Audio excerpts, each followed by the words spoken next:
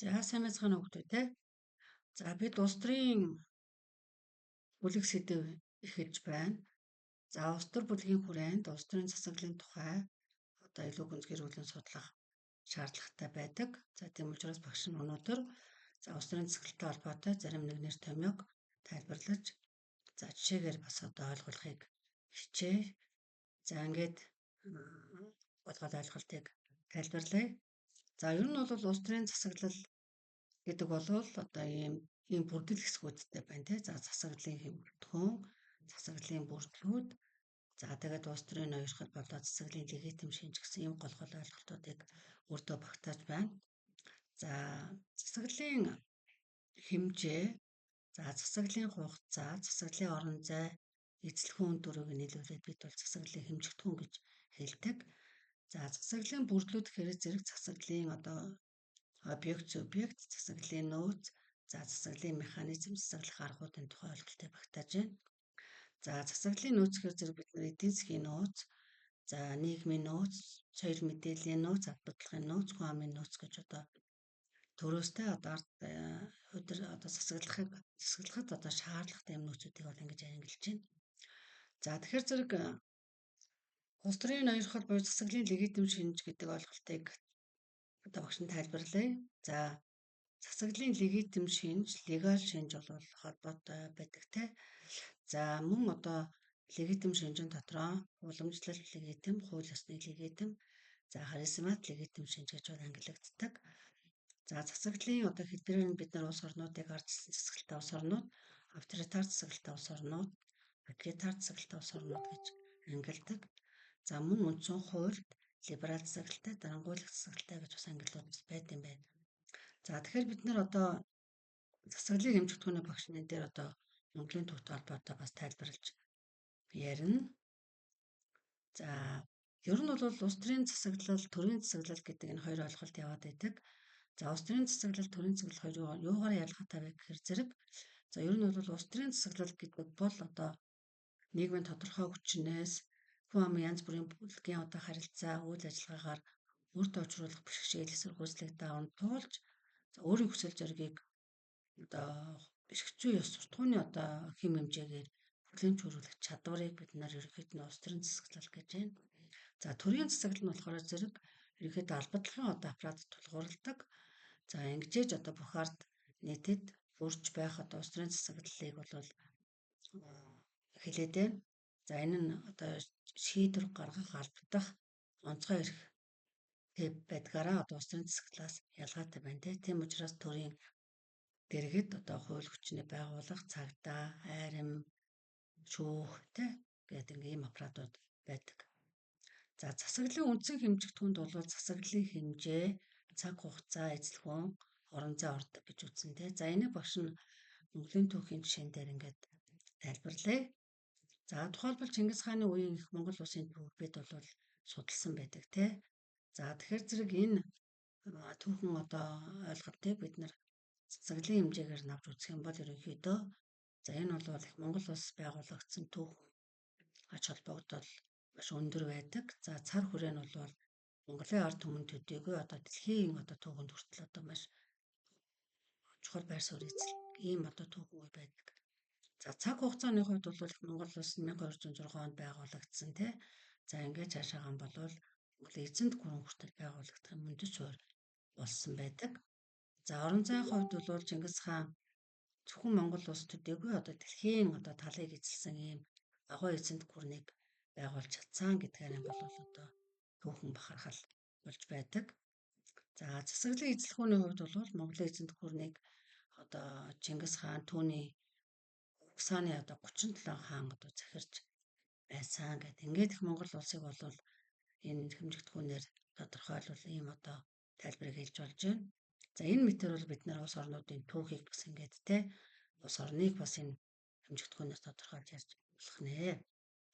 За Монгол улс түүхэндээ 4 үндсэн хууль баталсан байдаг тийм. За 4 үндсэн хууль батлахад улс орны засаглалын одоо хэлбэр бас өөрчлөгдөж ирсэн.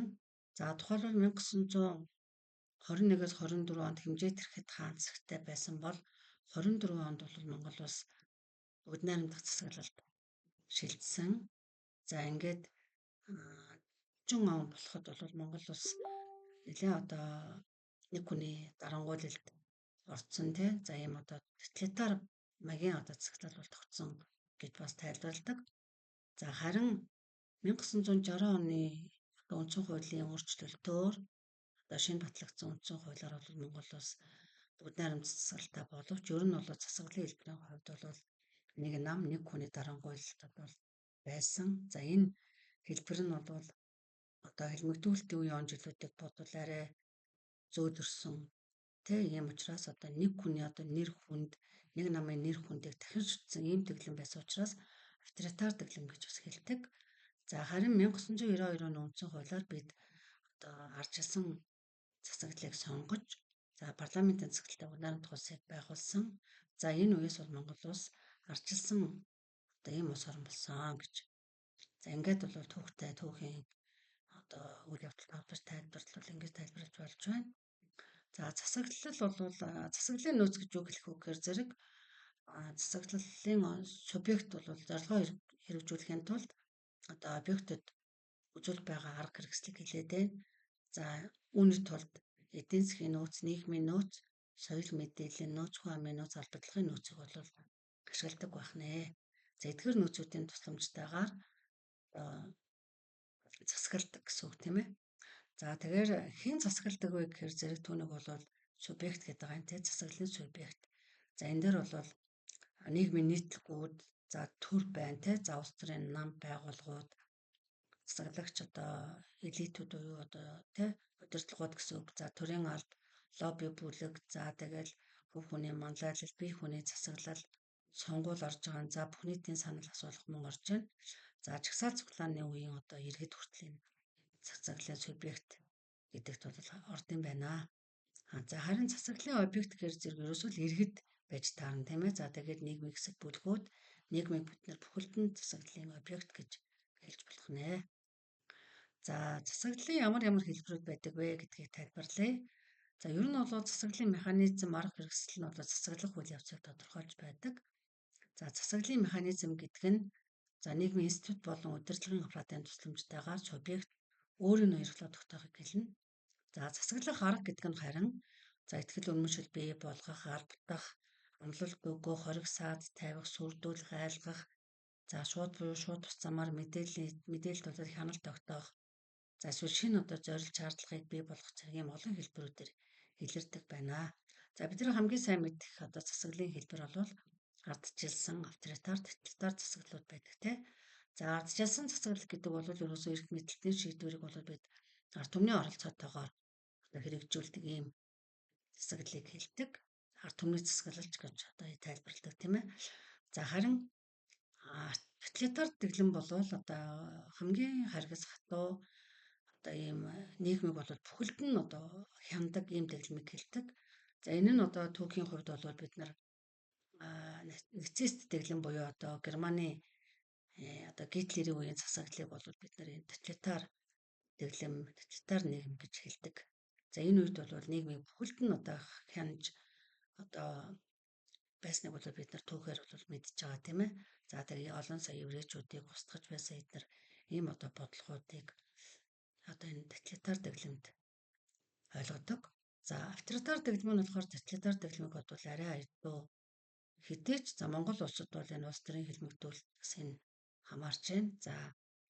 За тэгээд 60 70-аад он болоод ирэхэд бол арай бас зөвлөрсөн хэдийч тэгтээ нэг намын дарангуйлал нэг хүний одоо нэр төрийг хэтэрхий шүтсэн ийм одоо дэглэм байсан. За бид 90 оны ардчилсан хувьсгалаар ардчилсан нийгэмд шилжиж одоо өнөөдөр бол ардчлалын одоо замналыг бол сонгоод ингэ явж байна гэж ойлгох хэрэгтэй. За тэгээд засаглах одоо энэ хэм маяг нь бол хуулийн ёсны хүрээнд байх шинжээг бол бид нар легитим шинж гэж хэлдэг. За энэ легитимийн одоо ангиллыг бол Германы эрдэмтэн Вебер бол онцгой судлаад ингээд хөгжүүлсэн. За түүнд бол онлын одоо том тайлбарыг өгсөн байдаг. За бид нар энэ легитим шинжээр нь уламжлалт легитим, харизмат ноёрох бол хууль ёсны легитим гэж 3 ангиллаад байгаа. За уламжлалт легитим гэдэг бол ихэвчлэн одоо хаан засаглалтай улс орнуудад ажиглагддаг. За хааны эрх мэдлийг бол үе залгамжлан одоо авч буюу удмаараа улс орныг захирдаг ийм одоо хэлбэр энэ нь ихэвчлэн ёс зүйн шил итгэл үнэмшилтээр бол тулгуурлалтаар онцлог байдаг байна. За харизмат ноёрхол гэхээр энэ зэрэг харизм гэдэг нь бурхан Тэнгэрээс олгосон чадвар гэж тайлбарладаг. Ер нь ихэвчлэн одоо хувь хүний тэр одоо удирдах шинжтэй, зан характертай нь бол холбож тайлбарладаг байгаа тийм. За тухайлбал энэ нь болохоор зэрэг удирдагчийн харизм буюу онцгой авяас чадварт нь бол итгэх итгэлд үндэслэдэг.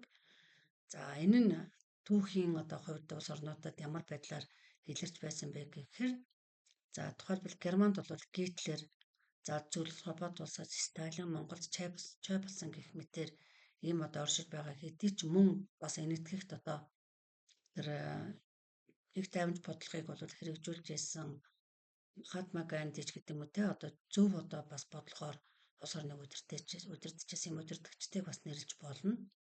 За харин одоо нэлээ одоо улс орныг тэр тоталитар дэглэмд захирч исэн удирдагчид бол энэ хүмүүсийг бас хэлж болох нэ. За аричнал легитим гэхээр зэрэг орчин үеийн засаглалын одоо шинж рүү орж ирж байна те. За энэ нь бол хууль ёсны легитим бөгөөд нийт эрх хүлээн зөвшөөрсөн одоо хууль дүрмийн дагуу ард түмний сонголтын дагуу гарч ирсэн удирдагчид. За түүнийг бол одоо ард түмний сонгогчдоор гарсан одоо хүмүүст одоо ард түмэн захирагдах ийм одоо ардчилсан засаглалыг хэлж байгаамаа. За ингээд засаглалтай холбоотой гол ойлголтуудыг тайлбарлахад бол ийм байна. За ингээд түр баяртай.